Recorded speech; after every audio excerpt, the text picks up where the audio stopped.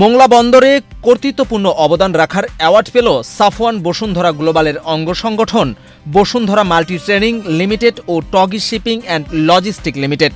সোমবার দুপুরে মোংলা বন্দর কর্তৃপক্ষের ৭৫তম প্রতিষ্ঠাবার্ষিকী উদযাপন অনুষ্ঠানে এ অ্যাওয়ার্ড প্রদান করে বন্দর কর্তৃপক্ষ। এই দুটি প্রতিষ্ঠানের পক্ষে মোংলা বন্দর কর্তৃপক্ষের চেয়ারম্যান রিয়াল অ্যাডমিরাল শাহিন রহমানের কাছ থেকে এ অ্যাওয়ার্ড দুটি গ্রহণ করেন সাফওয়ান বসুন্ধরা গ্লোবালের ম্যানেজার এস.এম. আফজাল ইবনে জাহান।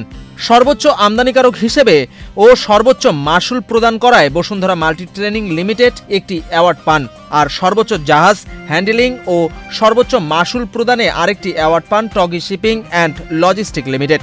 ২০২৪-২৫ অর্থবছরে এই অ্যাওয়ার্ড প্রদান করা হয়। এ নিয়ে পরপর তিনবার সর্বোচ্চ পণ্য আমদানিকারক ও সর্বোচ্চ জাহাজ হ্যান্ডেলিং অ্যাওয়ার্ড পেয়েছে বসুন্ধরার এই দুটি অঙ্গ প্রতিষ্ঠান।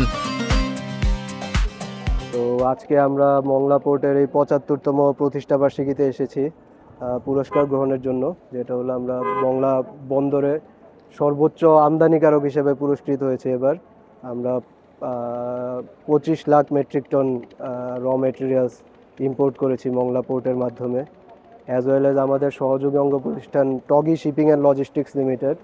আমরা ৭১টা জাহাজ হ্যান্ডেল করেছি পোর্টে, যার রেভিনিউ দাঁড়িয়েছে, আমরা টগি শিপিংয়ের পক্ষ থেকে মংলা পোর্ট রেভিনিউ পেয়েছে ১৭ কোটি বাংলাদেশি টাকা, এবং বসুন্ধরা মাল্টি ট্রেডিং লিমিটেডের মাধ্যমে রেভিনিউ পেয়েছে মংলা বন্দর কর্তৃপক্ষ ১৮ কোটি বাংলাদেশি টাকা।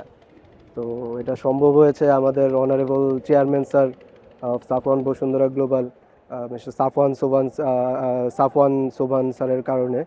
তো ওনার দূরদর্শী চিন্তাভাবনা এবং দেশ ও মানুষের কল্যাণে ওনার যেই সর্বচেষ্টা অব্যাহত আছে, যার কারণে এটা সম্ভব হয়েছে। এবং মংলা পোর্টের সাথে আমরা সবসময় আছি, এবং মংলা পোর্টের ইনফ্রাস্ট্রাকচার ডেভেলপমেন্ট প্লাস পশুর নদীর যত রক্ষণাবেক্ষণ এবং সব যাবতীয় সকল উন্নয়নের জন্য আমাদের চেয়ারম্যান স্যারের আশ্বাস রয়েছেন যে যা যা করা দরকার আমরা সবভাবে সব ক্ষেত্রে আমরা মংলা বন্দর কর্তৃপক্ষকে সহযোগিতা করব।